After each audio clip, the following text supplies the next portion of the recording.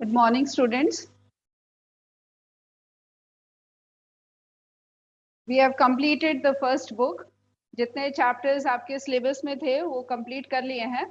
तो अब हम लोग इसकी second book start करेंगे, The Vistas. Second book में कुछ chapters आ रहे हैं जिसमें से first chapter आपका नहीं आ रहा एग्जाम में. First chapter the third level वो इस साल नहीं include किया गया है syllabus में.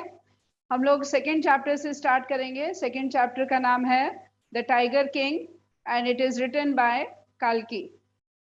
काल्की is the pen name of Ramaswamy Krishnamurthy. कई एक ऐसे राइटर्स थे जो अपने पूरा नाम नहीं यूज करते थे, अपना ओरिजिनल नेम नहीं यूज करते थे. वो अपना पेन नेम लिखने के लिए जो नेम यूज करते थे वो था काल्की.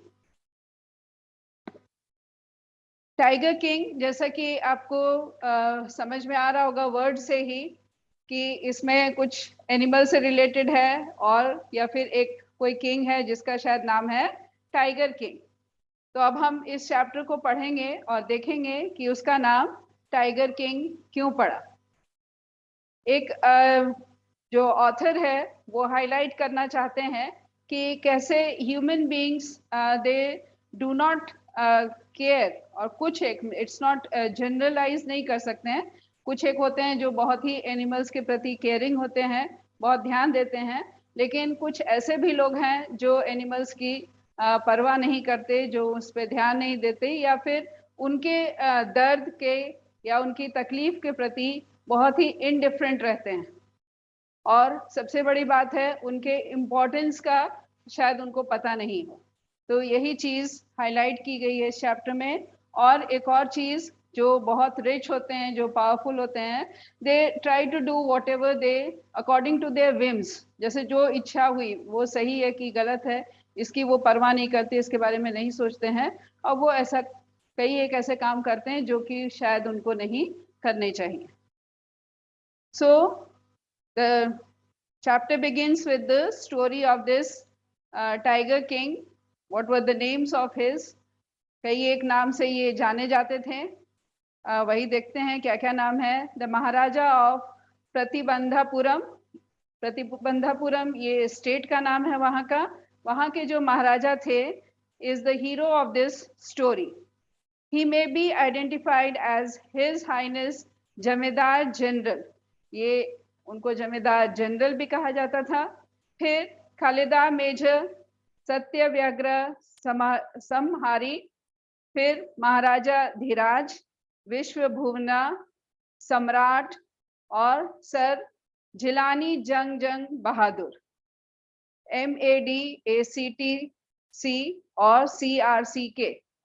But this name is often shortened to Tiger King. So इतने सारे अलग अलग नामों से उनको पुकारा जा सकता था. महाराजा धीराज थे, but he was generally known as the Tiger King.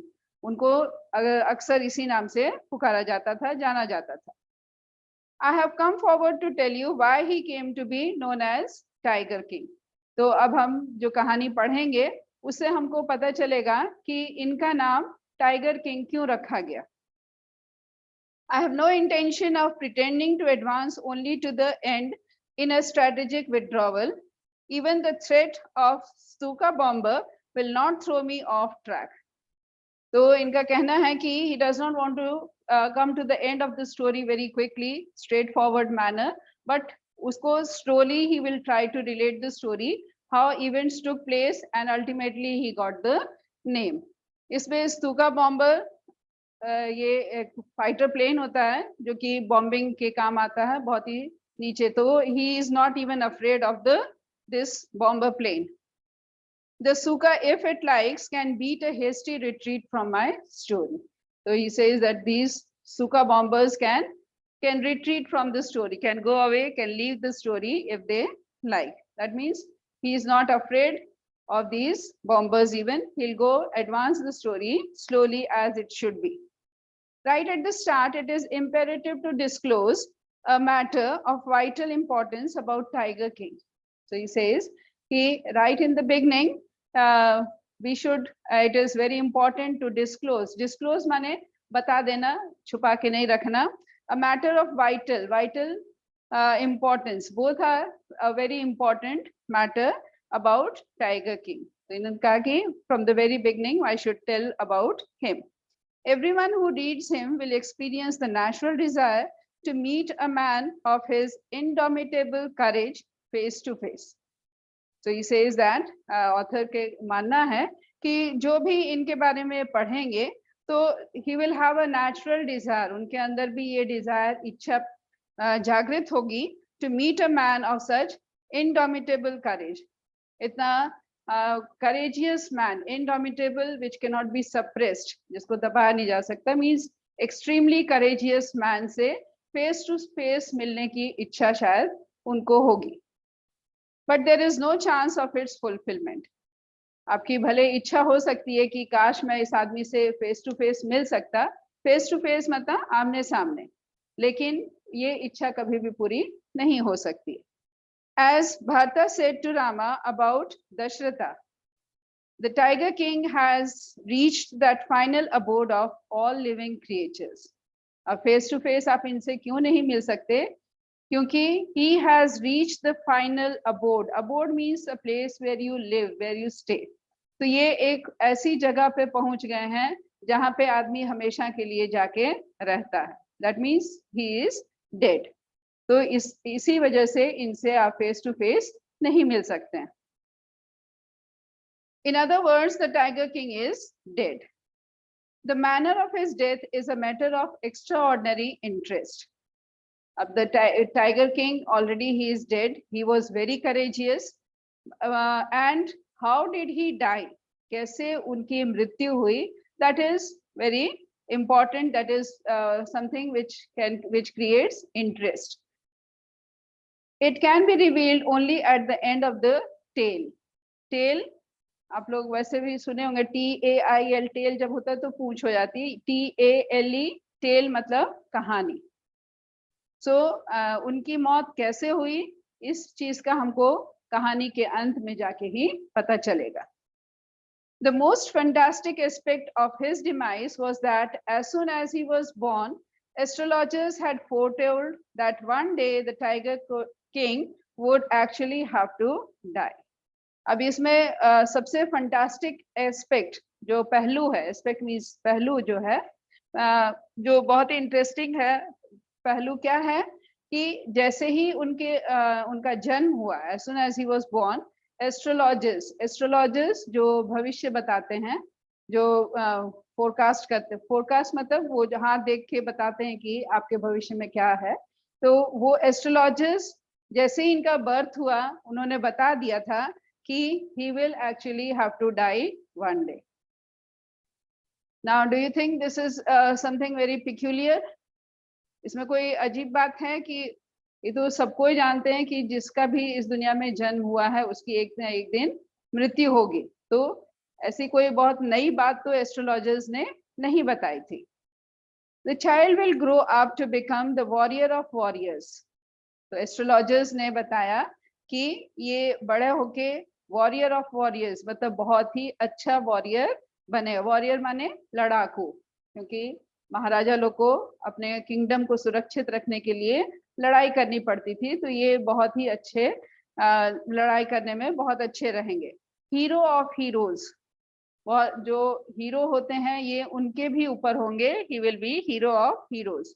Champion of champions, but लेकिन मतलब ये बहुत अच्छे योद्धा होंगे, बहुत अच्छे हीरो होंगे और चैंपियन होंगे, हर चीज में बहुत ही अच्छे होंगे, लेकिन, और इतना बोल के वो एस्ट्रोलॉजर चुप हो जाते हैं. They bit their lips and swallowed hard. इतना बोल के वो चुप हो गए और अपना होंठ को काटने लगे. मतलब कोई बात बोलने में उनको हिचक हो रही थी, थोड़ा डर लग रहा था. When compelled to continue, the astrologers came out with it. और फिर उनको कंपेल किया गया, उनको कहा गया कि आपको बताना ही होगा कि आगे और क्या होगा, लेकिन बोल के आप चुप क्यों हो गए. तो जब कंपेल किया गया तो उन्होंने कहा, this is a secret which should not be revealed at all. बोले ये एक ऐसी सीक्रेट है जो कि रिवील नहीं करना है, जिसको नहीं बताना है. and yet we are forced to speak out. The child born under this star will one day have to meet its death. तो बोले कि एक ऐसी सीक्रेट है जिसको हम नहीं बताना चाहते हैं, नहीं उजागर करना चाहते, रिवील करना मतलब उजागर करना, लेकिन जब आप इतना कंपेल कर रहे हैं, फोर्स कर रहे हैं, तो जो बच्चा है he is born under the star, वो ऐसे वक्त में उनका जन्म हुआ है जब एक सितारा ऐसा चमक रहा था आसमान में कि one day he will meet his death, एक दिन इनकी मौत हो जाएगी. At this very moment a great miracle took place, और इसी वक्त एक मिराकल हुआ. Miracle something very unusual, extraordinary, unholy. An astonishing phrase emerged from the lips of 10-year-old Jilani Jangjang Bahadur, "O wise prophets." और उसी समय ये चमत्कार हुआ कि वो जो 10 दिन का बच्चा था, he is only 10 days old. ये some things you should remember. तो आपका आएगा एग्जाम में, MCQs भी आएंगे, इसलिए कुछ जो मेन पॉइंट्स हैं उसको थोड़ा देखते जाना ताकि MCQ में उसको अंडरस्टैंड करना, या जब वो आंसर ऑलरेडी दिया रहेगा तो याद आसानी से आ जाएगा. So first point is 10 days old. He started speaking when he was only 10 days old. सिर्फ 10 दिन की उनकी उम्र थी और उसी उम्र में उन्होंने बोलना शुरू किया. उन्होंने क्या कहा? ओ वाइज प्रॉफिट्स. तो प्रॉफिट्स मतलब एस्ट्रोलॉजी, प्रोफेसी जो करते हैं, जो भविष्य बताते हैं, उसको प्रॉफिट भी बोलते हैं. तो बोलते हैं वाइज माने बहुत ही बुद्धिमान, prophets. Everyone stood transfixed in stupefaction. They looked widely at each other and blinked. अब उन्होंने जैसे ही बोला, 10 दिन का बच्चा तो आज तक हम लोग नहीं देखे हैं कि कोई बोलता हो, और वो 10 दिन की उम्र में ही जब वो बोलना शुरू किए तो सब कोई हैरान रह गए. They were transfixed. वो अपनी जगह पे जैसे कि चिपक गए हों. They were unable to move. और इतना ज्यादा उनको शॉक लगा. And they looked at each other and blinked. एक दूसरे की तरफ देखे, वो ब्लिंकिंग माने आंख मारना, वो शुरू किया. Oh wise prophets, it was I who spoke. अब वो लोग थोड़ा हैरान थे कि आखिर ये बोला कौन, किसकी आवाज है. और तब वो जो प्रिंस थे, प्रिंस जिलानी जंगजंग बहादुर, उन्होंने फिर से कहा कि ये मैं बोल रहा हूं. This time there was no grounds for doubt. तो पहले थोड़ा सा डाउटफुल थे कि कौन बोल रहा है, लेकिन अब वो डाउट नहीं रही. It was the infant born just 10 days ago who had enunciated the words so clearly. तो उनको लग रहा था कि पता नहीं आवाज कहाँ से आई, कौन बोला, लेकिन अब जब उन्होंने दोबारा ये बात कही तो ये बात साफ हो गई कि ये जो वर्ड्स हैं, enunciate means imitate, pronounced, ये वर्ड्स जो हैं वो उस छोटे से बच्चे के द्वारा बोले गए. कितना दिन का था बच्चा? Just 10 days old. The chief astrologer took off his spectacles and gazed intently at the boy. So at the baby. So the chief astrologer, जो main astrologer था उनमें, वो अपना spectacles को हटा के और बच्चे को बहुत गौर से देखने लगे. All those who are born will one day have to die.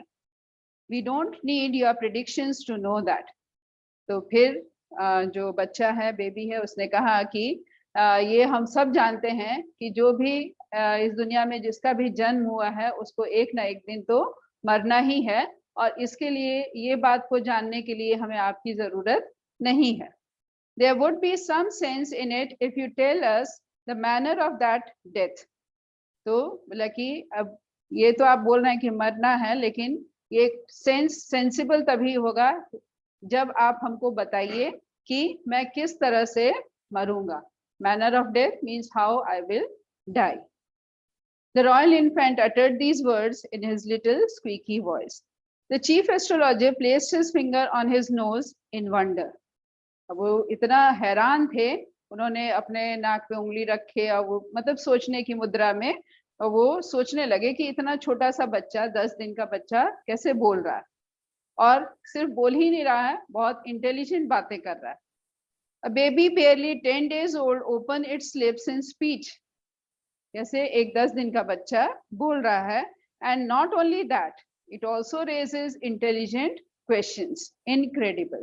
तो उन्होंने कहा कि ये बच्चा ना सिर्फ बोल रहा है, बल्कि ये ऐसे ऐसे बहुत ही वाइज क्वेश्चंस, इंटेलिजेंट क्वेश्चंस, बहुत ही बुद्धिमानी वाले प्रश्न ये पूछ रहा है।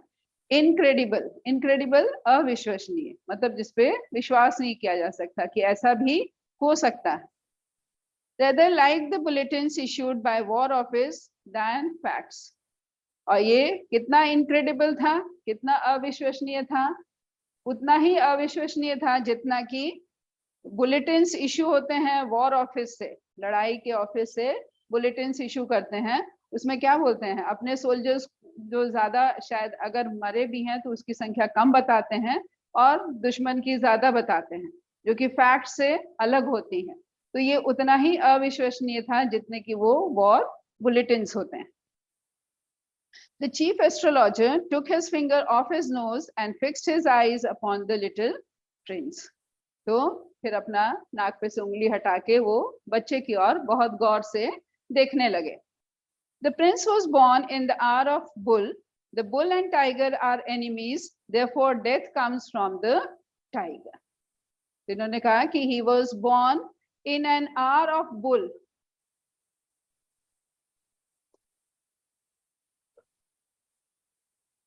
hour of bull, hour of bull मतलब वो समय जबकि बुल, बुल आप लोग सब जानते हैं, उसके समय में ही इसका जन्म हुआ है। And bull and tiger are enemies.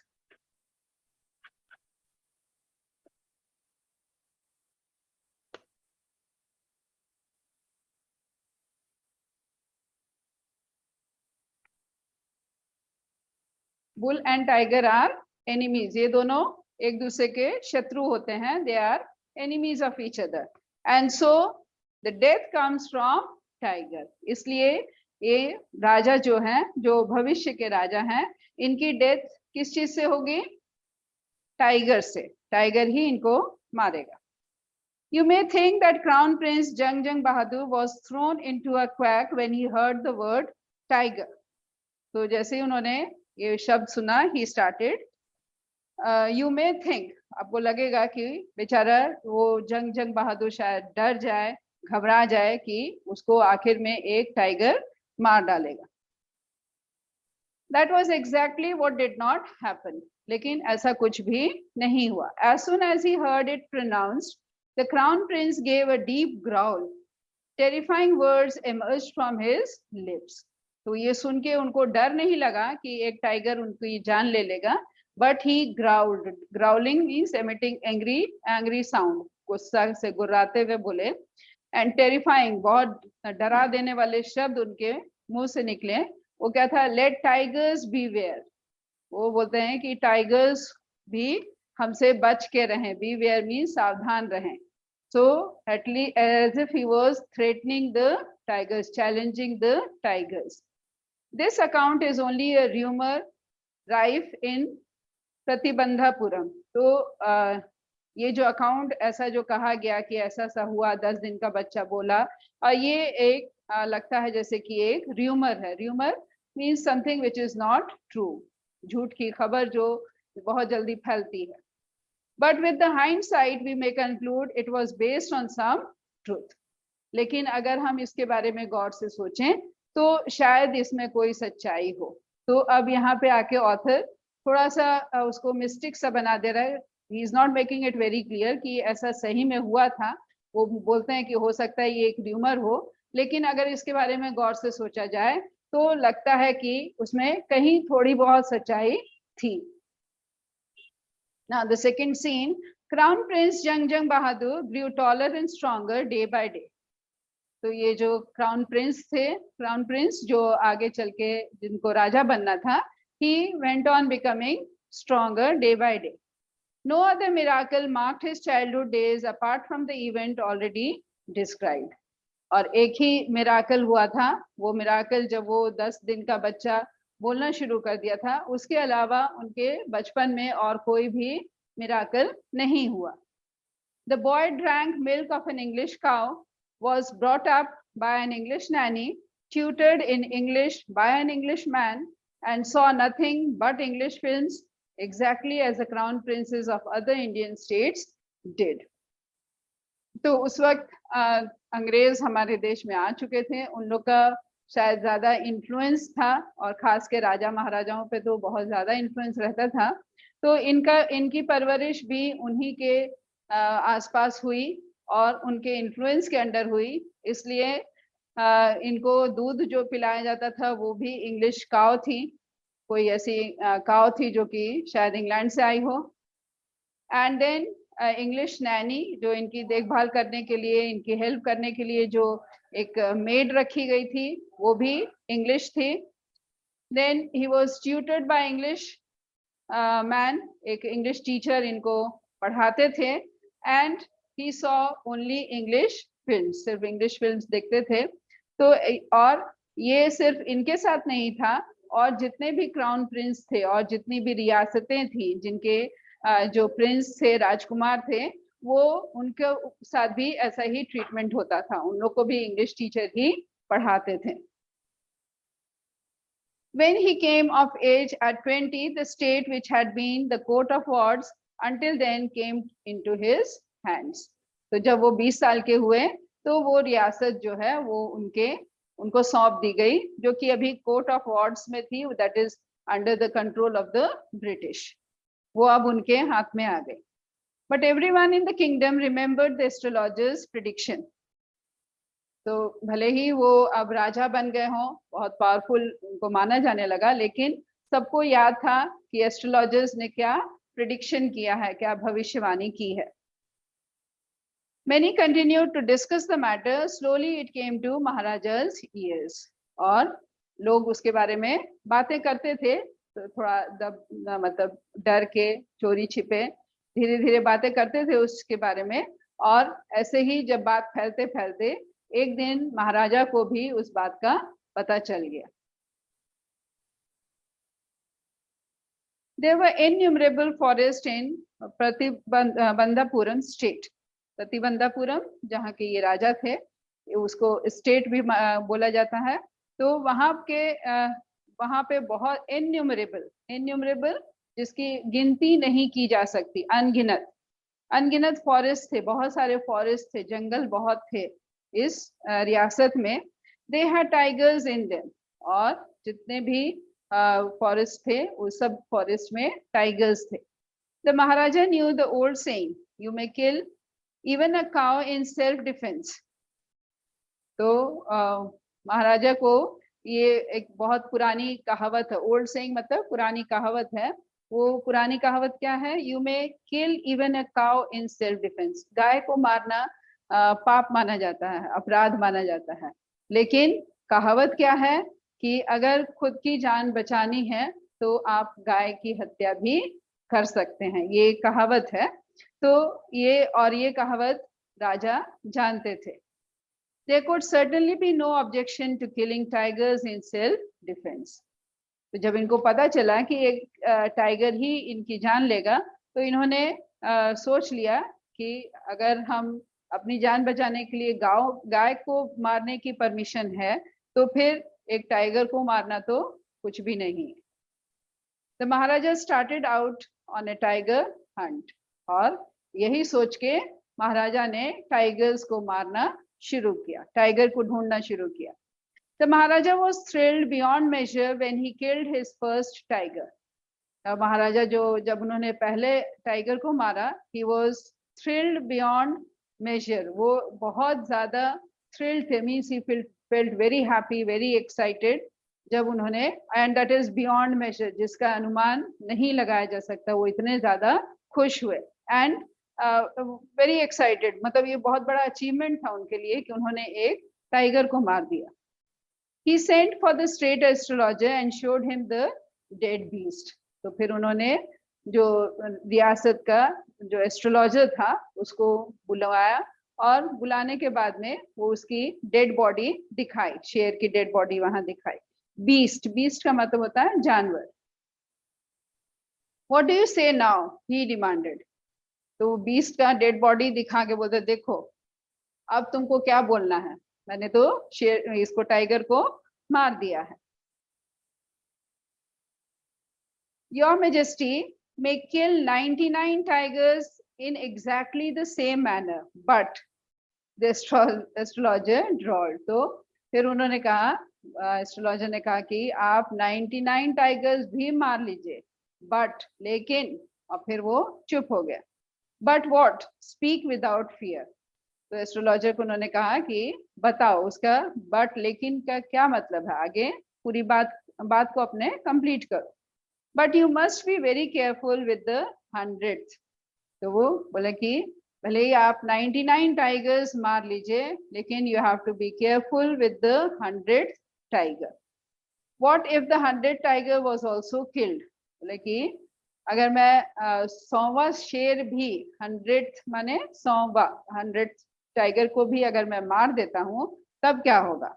Then I will tear up all my books on astrology, set fire to them and. तो बोला कि अगर ऐसा हो जाएगा तो मैं अपनी सारी एस्ट्रोलॉजी की जो बुक्स हैं उनको फाड़ के फेंक दूं, उसको आग लगा दूं। सेट फायर टू देम, सबको फाड़ के और उनको आग लगा दूंगा। एंड क्या, I shall cut off my tuft, crop my hair short and become an insurance agent. तो बोलता है कि अगर ऐसा हो जाएगा तो एस्ट्रोलॉजी की जितनी बुक्स हैं उनको फाड़ के आग लगा दूंगा, और मैं अपने बालों को भी कटवा लूंगा, एकदम छोटे छोटे बाल करवा लूंगा।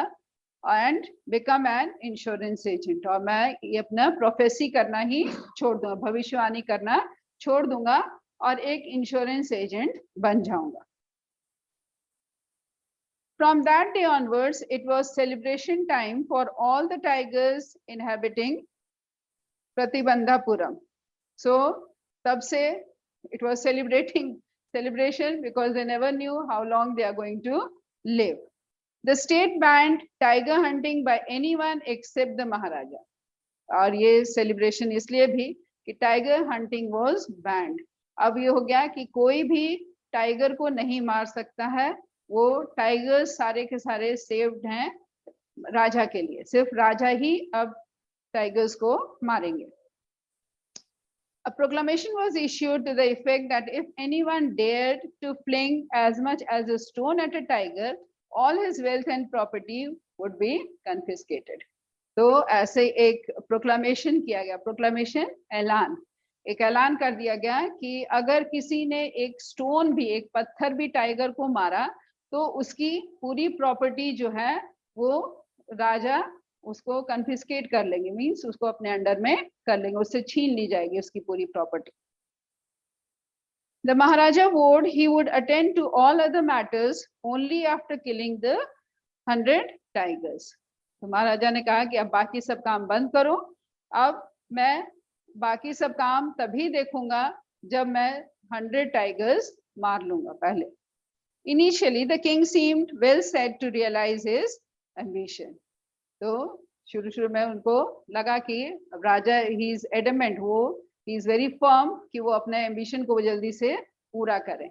उनका एम्बिशन क्या था,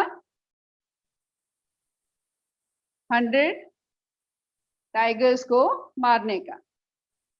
not that he faced no dangers, ऐसा नहीं है कि वो राजा थे तो 100 टाइगर्स को मारने में उनको बहुत आसानी हुई, कोई डेंजर नहीं था। There were times when the bullet missed its mark, the tiger leaped upon him and he fought the beast with his bare hands.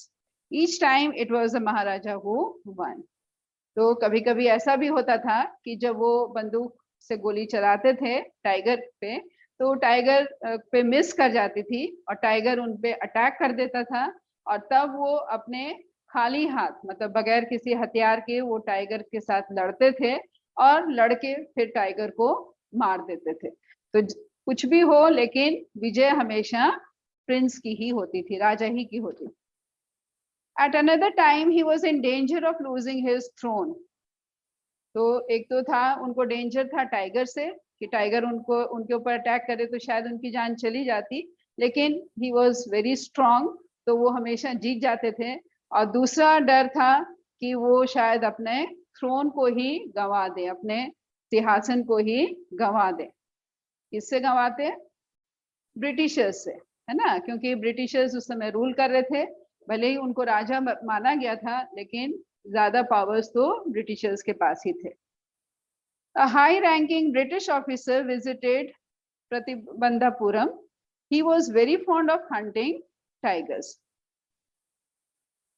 and fonder of being photographed with tigers he had shot. तो एक British officer वहां आए and इनका शौक था कि वो tigers को मारें, और सब उससे भी बड़ा शौक था कि टाइगर की डेड बॉडी नीचे में पड़ी रहे और उसके साथ वो बंदूक लेके, कोई कोई फोटो में आप लोग ने देखा होगा कि बंदूक लेके पास में खड़े रहते हैं, ओके, दिखाने के लिए कि मैंने इस टाइगर को मारा है। सो उसको बहुत शौक था कि वो एक ऐसी फोटो खिंचवाए।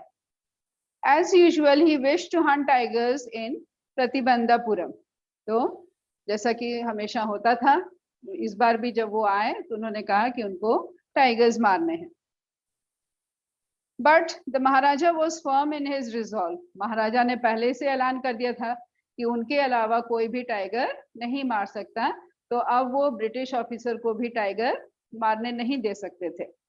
उनको तो 100 टाइगर्स मारने थे, टाइगर्स कम हो जाते तो वो 100 टाइगर्स नहीं मार पाते, इसलिए उन्होंने ऐसा प्रोक्लामेशन किया था।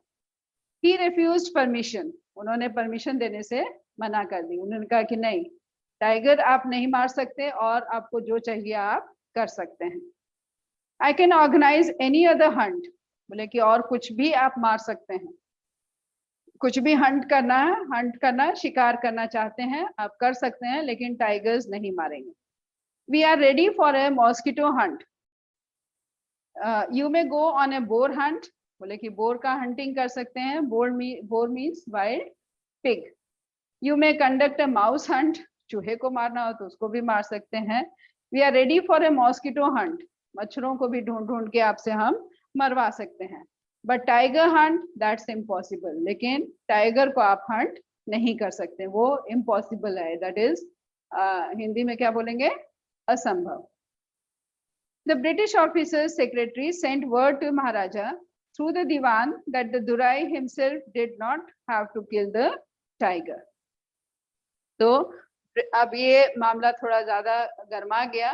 लास्ट में जो ब्रिटिश ऑफिसर का जो सेक्रेटरी था, इन्होंने महाराजा को एक मैसेज भेजा और उसमें लिखा था कि जो दीवान है उनको दीवान के थ्रू, दीवान जो राजा का क्या प्राइम मिनिस्टर आजकल जो हम लोग बोलते हैं, उस समय दीवान होते थे उसी पोस्ट पे, तो दीवान को के थ्रू मैसेज भेजा गया कि जरूरी नहीं है कि जो ब्रिटिश ऑफिसर आए हैं वो शेर को, इसका टाइगर का शिकार करें ही। He may not kill the tiger. The Maharaja could do the actual killing. What was important to the Durai was a photograph of himself holding the gun and standing over tiger's carcass. तो यहाँ पे उन्होंने कहा कि actual hunting शायद महाराजा कर लें, tiger को महाराजा मार दे पहले, और उसके बाद से जो दुराई है, Durai that is the British officer जो आए हुए हैं, उनको सिर्फ खड़े होके वहां पे उसके carcass means the dead body, जो टाइगर है टाइगर की डेड बॉडी के पास उनको खड़े होके फोटो खिंचाने की परमिशन दे दें maharaja. Standing, but the maharaja would not agree even to this proposal. तो महाराजा जो थे वो इस प्रपोजल के लिए भी तैयार नहीं हुए। वो टाइगर के पास किसी को भी नहीं आने देना चाहते थे, भले ही वो उसकी डेड बॉडी ही क्यों ना हो।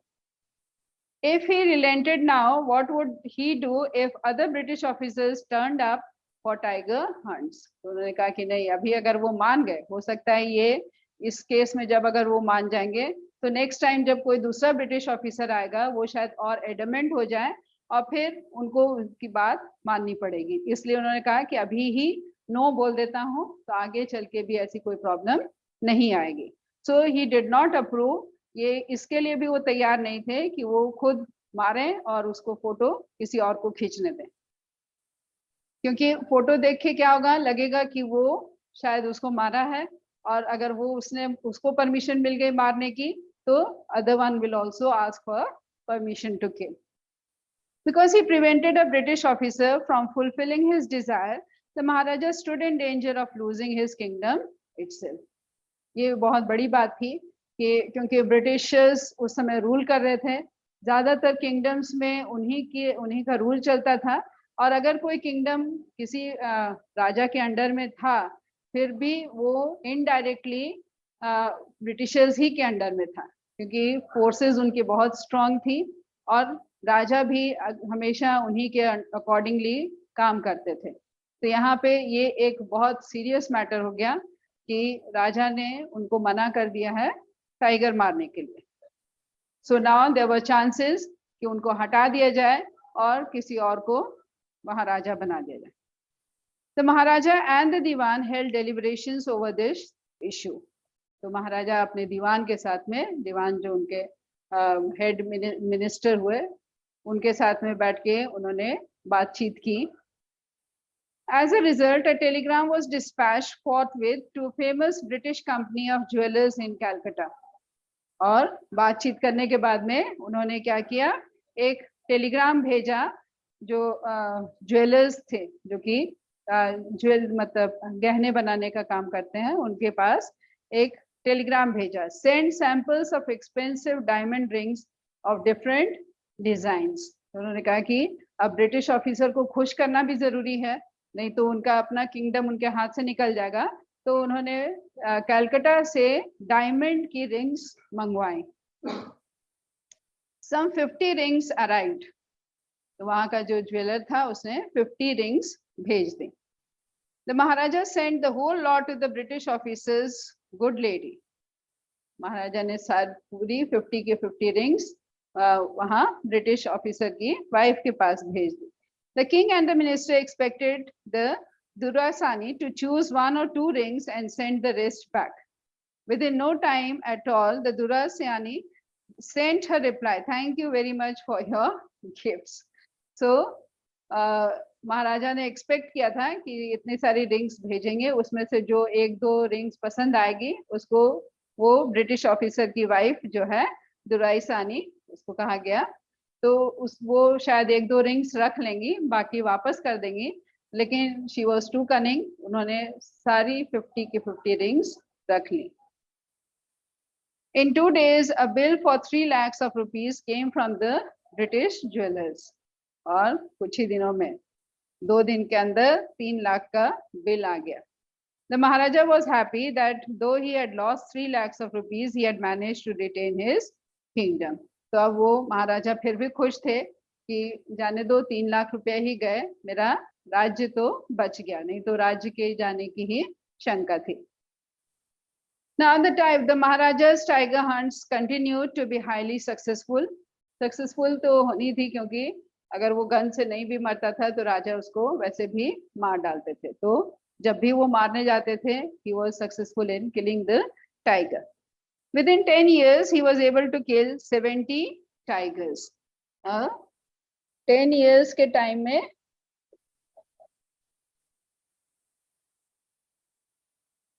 he killed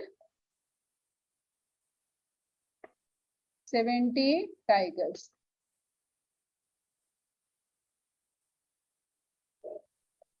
Ten years के पीरियड में he was successful in killing 70 tigers. These are some figures. MCQs में इस तरह के क्वेश्चंस आ सकते हैं, तो इसको ऐसे ही लिखिएगा तो ज्यादा अच्छे से दिखाई देगा, समझ में आएगा, याद रहने में भी आसानी होगा, फिगर्स में भी लिख सकते हैं। And then an unforeseen hurdle brought his mission to a standstill. So he killed 70 tigers, लेकिन फिर अनफोर्सीन जो पहले से नहीं देखा गया, जिसके बारे में पहले से नहीं सोचा गया, हर्डल माने रुकावट, एक ऐसी रुकावट आ गई जिसके बारे में शायद उन्होंने पहले नहीं सोचा था।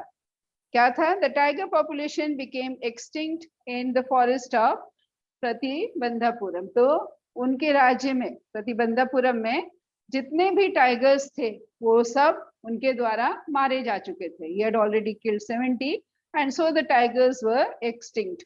वहां पे सभी टाइगर्स खत्म हो गए। Who knows whether the tigers practiced birth control or committed harakiri? तो कोई नहीं जानता कि maybe they practiced birth control, or simply ran away from the state because they desired to be shot by the British hands alone. So बहुत ही mockingly he says, the author says कि हो सकता है कि उनको राजा के हाथों मरना पसंद नहीं था, इसलिए वो वहां से रियासत छोड़ के ही भाग गए ताकि वो ब्रिटिश ऑफिसर से मारे जा सके. One day the Maharaja sent for the Diwan.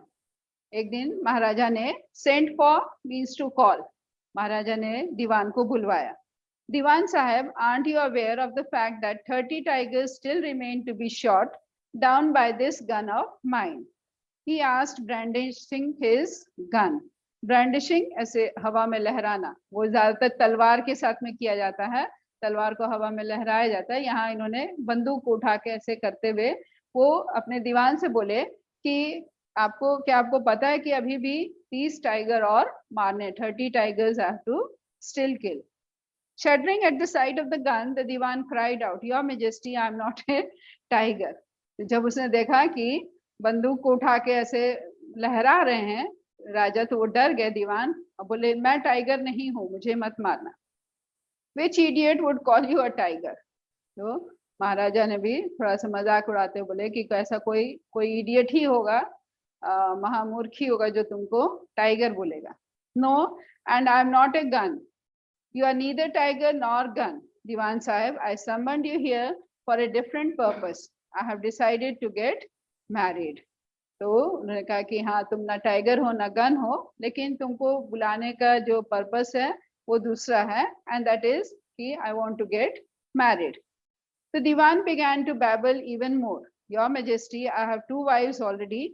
If I marry you, तो उसने फिर गलत समझा, बोला कि मेरे पहले ही 2 वाइफ्स हैं, एंड अब मैं आपसे अगर शादी करता हूँ तो he says, don't talk nonsense. ऐसे बकवास मत करो. This is foolish. A king wants to marry, definitely he'll marry a princess. Why should I marry you? What I want is a tiger. तो इन्होंने कहा कि मैं तुमसे शादी क्यों करूंगा, मैं तो चाहता हूँ कि एक टाइगर. उन्होंने कंप्लीट भी नहीं किया था. अगेन दीवान थिंक्स कि वो टाइगर से ही शादी करना चाहते हैं. Your Majesty, please think it over. Your ancestors were married to the sword. If you marry the gun. A tiger king is more than enough for this state. It doesn't need a tiger queen as well. तो उन्होंने कहा कि मैं चाहता हूं कि एक tiger, और इन्होंने सेंटेंस कंप्लीट नहीं किया, बीच ही में दीवान ने कहा कि प्लीज महाराज इसके बारे में फिर से सोच लीजिए. आपके जो एंसेस्टर्स थे, आपके जो पूर्वज थे, दे मैरिड टू अ स्वॉर्ड. वो शायद स्वॉर्ड से मैरी करते थे. स्वॉर्ड मीन्स तलवार. अगर आप चाहते हैं तो you can marry the gun. अभी स्वॉर्ड से शादी मत कीजिए, लेकिन एक गन से आप शादी कर सकते हैं. That was symbolic. ऐसा नहीं है कि वो स्वॉर्ड से ही शादी करते थे. Symbolically they used to do this. A tiger king is more than enough for the state. एक टाइगर किंग पहले ही से है जो कि इतने टाइगर्स को मार रहे हैं, and we don't need a tiger queen. The Maharaja gave a loud crack of laughter. तो दीवान की बात सुन के उनको बहुत हंसी आई, बहुत जोर से वो हंसे. I am not thinking of marrying either a gun or a tiger, but a girl from the ranks of human beings. देखिए, मैं टाइगर या गन से शादी करने की नहीं सोच रहा हूँ, मैं एक लड़की से ही शादी करूंगा. First, you may draw up statistics of tiger population in different native states. लेकिन वो चाहते हैं कि दीवान जो है पहले एक डाटा प्रिपेयर करे, स्टैटिस्टिक्स, एक डाटा तैयार करे और पता करे कि किसके राज्य में कितने शेर हैं. Next, you may investigate if there is a girl I can marry in the royal family of the state with the larger tiger population. तो पहले आप ये पता कीजिए कि किस राज्य में कितने शेर हैं, टाइगर्स हैं, और जो टाइगर्स की पॉपुलेशन पहले पता कर लेनी है, और जिसमें मैक्सिमम पॉपुलेशन होगी टाइगर्स की, उसमें पता कीजिए कि फिर कोई लड़की है कि नहीं शादी के लायक. अगर उस राज्य में कोई लड़की होगी शादी के लायक, तो मैं उसी राज्य की लड़की से शादी करूंगा जिसमें टाइगर की पॉपुलेशन जो है वो ज्यादा हो. The Diwan followed his orders. He found the right girl from a state which possessed a large number of tigers. तो ultimately दीवान सक्सेसफुल हो गए. He found पर्टिकुलर स्टेट, एक ऐसा राज्य उन्होंने पता किया जिसमें कि बहुत सारी टाइगर्स थे, पॉपुलेशन बहुत ज्यादा थी, और फिर उसी राज्य की प्रिंसेस से महाराजा ने शादी कर ली. महाराजा जंग बहादुर killed 5 or 6 tigers each time he visited his father-in-law. जब वो ससुराल जाते थे, अपने father-in-law से मिलने जाते थे, he used to kill 5 or 6 tigers. In this manner, 99 tiger skins adorned the walls of the reception hall in Pratibandhapuram Palace. और इस तरह से उन्होंने 99 tigers को मार दिया. So ultimately he succeeded in killing 99 tigers. 70 tigers उनके अपने किंगडम के थे, और बाकी जो टाइगर्स थे वो उनके ससुराल के टाइगर्स थे. We'll continue the chapter next day. So we'll stop here. Students, please attend the classes. बहुत कम students हैं जो कि क्लास अटेंड कर रहे हैं, और थोड़ा सा पढ़ के आया कीजिए. Well, thank you.